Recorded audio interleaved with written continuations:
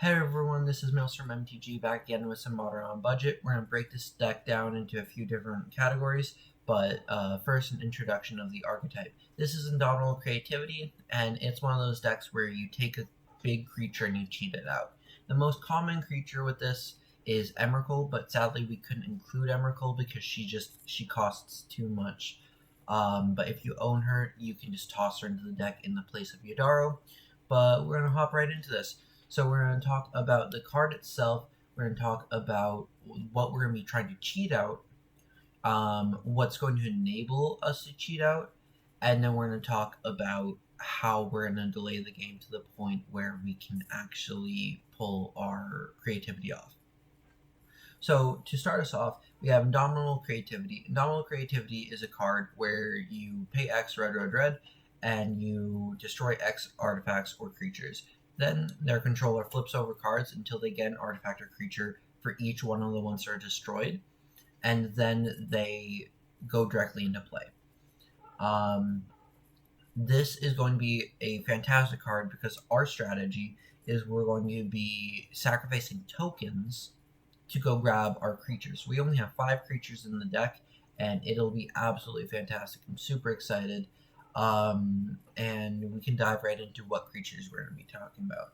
So we have Serra's Emissary, which is a 7/7 flyer that when it enters battlefield, you choose a card type.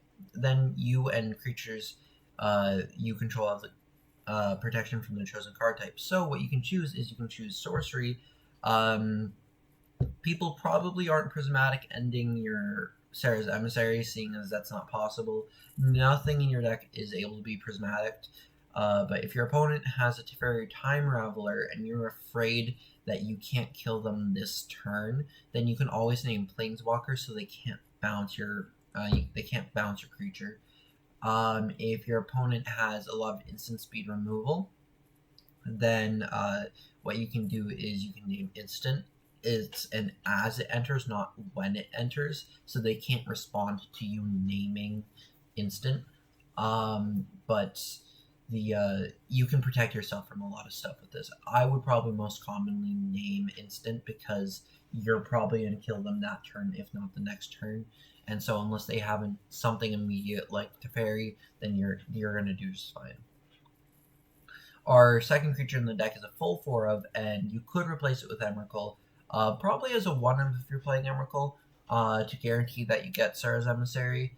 The reason why we have 4 Yadaro Wandering Monster is because we want to guarantee that we are able to have a backup plan. You won't always hit Serra's Emissary because of it. Quite honestly, Yadaro, though it dilutes the creativity plan, creates a solid backup plan. But if you creativity into an 8/8 trample haste, you're not going to complain. But what Yadaro will do is Yadaro is a 8/8 trample haste dinosaur turtle, fantastic creature type, but has cycling, so you can discard it to draw a card. And what you can do there is once you cycle it, it goes from your graveyard to your deck, but if it's the 4th time you've cycled it this game, then it goes on board instead. So it's another way you can cheat out creatures, and you're going to be able to delay the game enough where you're able to do this. Now, the ways that we create the tokens to sack with creativity, there are a few ways in here. First is Saheeli Sublime Artificer. Whenever you cast a non-creature spell, create a 1/1 colorless servo. So that's gonna give us the opportunity to whenever we're using a lot of interaction, removal, counter spells, whatever. And so whenever we do those, we're going to create tokens. And then when we create those tokens, we're going to be able to use those to sack to creativity. Next up is Hard Evidence. It only creates tokens. You create a 0/3 crab, and then you create a clue. You investigate. Now the crab is nice for blocking, but it is multiple. The clue token, you probably will end up you will end up sacking to draw a card unless you already have the combo in your hand. But it's a very good card, very efficient. You'll see this in the main deck list of the non-budget deck list. It's very sweet. Lightning Bolt, we'll come back to that. I just hovered over it. Prismari Command does create a token, but we're probably going to use this to ramp into creativity rather than actually sack to creativity. But there's no reason if you have the leftover mana not to also sack the treasure token up your odds of hitting Sarah's Emissary. Then we have in our mana base, we have Dwarven Mine, that when it enters the battlefield, it enters tapped unless you control 3 or more mountains. Then if it enters untapped, create a 1/1 dwarf. Now that won't happen a ton in this deck, seeing as we only have 4 mountains, but Dwarven Mine itself is a mountain as well. This is a slower paced Indomitable creativity deck, but if you are getting to that point where you are a little later in the game, you can count. You have 8 mountains in your deck. My apologies. You have 7 mountains in your deck, including Dwarven Mine, and then you also have Evolving Wilds. Likelihood is somewhere in there you'll be able to create a token, but you're not too harmed from this entering tapped. If you wanted, you could up the count by taking away some Evolving Wilds, or even taking away some of these dual lands. If you have the ability to add in Steam Vents, it does make Dwarven Mine better, but it's okay where it is. Beyond that, we have a few ways to actually make it so that we can last until at least turn 4, probably even probably 5 or 6 is the goal turn for this deck. We have Lightning Bolt as a kill spell. We have or just general burn. We have Counterspell as well. The Counterspell, get rid of any threats that they have, or get rid of anything that could threaten us. Fire Prophecy is a removal spell, 3 damage target creature, but it also lets us put Yadaro or Sarah's Emissary into our deck. Yadaro can do that by himself, but if you wanted to, you could get past the extra mana you have to spend to set up the combo. But if you do that, you're able to draw a card. This is a way that this will translate even if you go to the Emrakul route of being able to toss Emrakul back in your deck. Then Prismari Command, coming back to it again, it does deal damage, it can cycle through cards, and it can destroy an artifact. Let's say there's a pesky artifact on the board that's really making you struggle. This is really a Swiss Army knife, if you will. This is Vampire's Vengeance. I don't know why it has Mysterious Blood Illness as the cover art. I think it's just because it's the cheaper version, but what you can do is you can use this as a board wipe, and it creates a blood token. So you wipe the board, and you have something to sack to creativity. You can do this on turn 3 to turn 4, hitting Yadaro or Sarah's Emissary if you want. Then you have Fire and Ice as a way to, you can deal damage, you can divide damage, or what you can do is you can tap the Urza Saga on their second turn before the ability triggers, and that way you can actually you can sort of shut them off of their second land for the turn, and it's essentially like a remand. Just what you want to do is you want to make sure you do it before the trigger goes on the stack, because when the trigger goes on the stack, it's technically the main phase.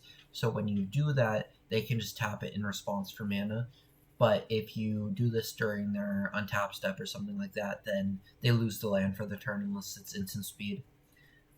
Spreading Sea is also a fantastic way to shut down lands, Urza Saga, any pesky things that you really just you don't want to have to sit through. Maybe you have counter spells and you're relying on your counter spell, but they have counter souls. You can go ahead and name their grab their counter souls. It's a very nice card. You'll see a lot of uses out of it, especially if you're in an aggressive metagame with like a lot of burn. This shuts down their mana base pretty easily. And then it also draws you a card. So worst case scenario, it's 2 mana, draw a card. It's the front half of Think Twice, which Control is playing normally, so you shouldn't feel too bad about that. Then we have 2 copies of Narset Part of Veils just to grab any of our pieces we need. We might need Indomitable Creativity that we have to search for. We might desperately need some form of interaction, so we have Narset to grab that. We have Castle Vantress in our deck to go ahead and scry to get through our deck. We have Dwarven Mine, once again to create tokens. Evolving Wilds to add a little bit of filtering for our basics. We have Shivan Reef as just a pretty effective dual land, especially in combo decks. And we have Temple of Epiphany as a way to, it'll enter tapped, like I said, it'll be a little slower, but we're kidding ourselves if we tell ourselves we don't have the ability to go longer.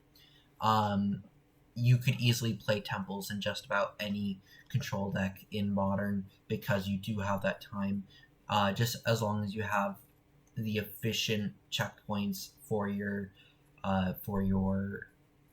removal or interaction. For example, if you're playing a lot of discard, you need an untapped source on turn 1. A deck like this right here doesn't need an untapped source on turn 1. It would be great, but you don't need it. And that's the main deck. For our sideboard, we're nothing too fancy. We have Graveyard Hate, we have more removal, we have Activated Ability Hate for combo or Planeswalkers. We have, if you name a Planeswalker like Teferi, this is able to give us a reason to name something other than Serra's Emissary. For example, if we don't need to worry about the Planeswalker instance, then we can just name creatures and swing in and they just die. Spell Pierce as a way for us to, if we win against control, we can bring this in and counter their Teferi on turn 3. Void Mirror as a way to deal with any of the evoke creatures or any of the force effects, or even Eldrazi Tron, which is picking up in the meta.